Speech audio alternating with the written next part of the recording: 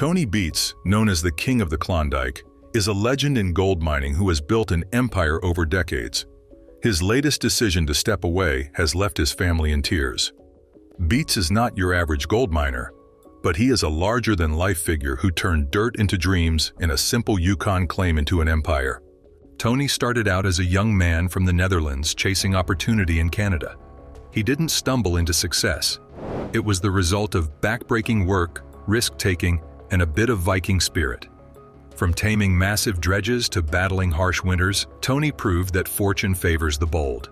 However, when the fortune becomes bigger than the man who built it, it comes with strings that tug on family ties. Tony's story isn't just about gold. It's about grit, love, and the messy beauty of family. As we dig deeper, we will uncover how this fortune shapes not just their bank accounts, but also their hearts and futures.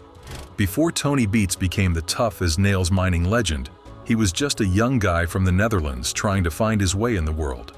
He took a leap of faith and worked various odd jobs to get by, but eventually realized that his true calling lay in something more adventurous. With dreams of striking at rich Tony, turned his sights to Canada, the wild frontier of the Yukon, the legendary Klondike goldfields. The stories of the Klondike gold rush were enough to get anyone's blood pumping. Tony Beets, a Dutch mining legend, moved to the heart of gold in Dawson City, Yukon, facing harsh conditions, unpredictable terrain, and uncertainty. He worked as a machine operator for a mining company and learned the ropes and built his skills. By the mid-80s, Tony had purchased his first gold claim, Paradise Hill. He expanded his mining empire by buying more claims, restoring old dredges, and eventually becoming one of the wealthiest miners in the Klondike. Tony's journey from a small village in the Netherlands to the vast, unforgiving wilderness of the Yukon proved that with enough grit, luck, and courage, you can change the course of your future.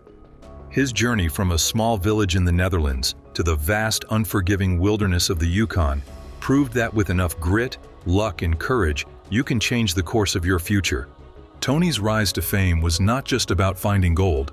It was about thinking bigger, working harder, and taking risks. He restored massive old dredges, giant machines that were pieces of mining history, and put them to work again. This led to Tony making a name for himself and making waves in the mining world. In the mid-2000s, the reality TV show Gold Rush came knocking, and producers wanted to show the real-life struggles of people trying to strike it rich in the Yukon. It's is a mess. You look at the bank down there, what you have here is 30 to 40 feet of gravel, which is all paid. Then above that, they get 30. Tony Beets, with his thick Dutch accent, tough-as-nails attitude, and fearless approach to mining, was a natural fit for the show. The Beets family found themselves in the spotlight, with Tony's wife Minnie becoming a strong presence on the show, and his kids Kevin, Monica, and Mike all part of the operation. Tony Beets' rise to becoming one of the wealthiest and most influential miners in the Yukon came down to one key factor: smart strategic investments.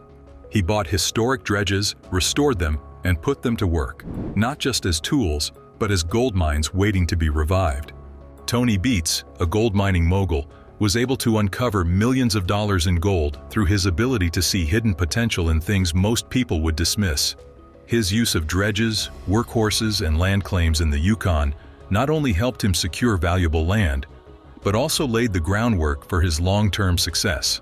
His investments in machinery, land, and innovation paid off, making him one of the wealthiest miners in the Yukon and cementing his place in the history of gold mining. Tony's journey was not without its struggles, but his ability to see opportunities where others saw obstacles set him apart. As a TV famous figure, Tony faced new challenges, especially for his family. His wife Minnie is the backbone of the operation, managing both the home front and the business side of the business. She takes it all in stride, keeping the family and business running smoothly. Tony's children, Kelvin, Monica, and Mike, grew up in this gold rush lifestyle, but they had to navigate the challenges of working from the sidelines and dealing with Tony's fiery temper. Kevin has had many on-screen moments helping his dad with the machines, while Monica has shown a hint of independence in her. In summary, Tony Beets' success in gold mining was not just about finding gold, but also about making the right investment decisions and seeing opportunities where others saw obstacles. His ability to see opportunities and make the right decisions led him to become a successful gold mining mogul. The Beets family, known for their gold mining operations, has faced numerous challenges and sacrifices throughout their journey. While the show portrays a happy family working hard to strike gold, behind the scenes, the pressure to live up to Tony's reputation, managing a massive mining operation, and maintaining family relationships takes a toll. Growing up with Tony as a reality TV star, the Beets kids have expressed a desire to do their own thing, which can be difficult to carve out their identity. Tony's business took him away from home a lot, but it also highlighted the emotional toll of running an empire. His children, Kevin, Monica, and Mike, began to take on leadership roles within the family business. Kevin was initially the most visible of the Beets kids on Gold Rush. Gene thinks there's gold all the way down there, so obviously we still have too much water going through that, right? I mean, that's the only reason you're gonna get... Working alongside Tony in the trenches.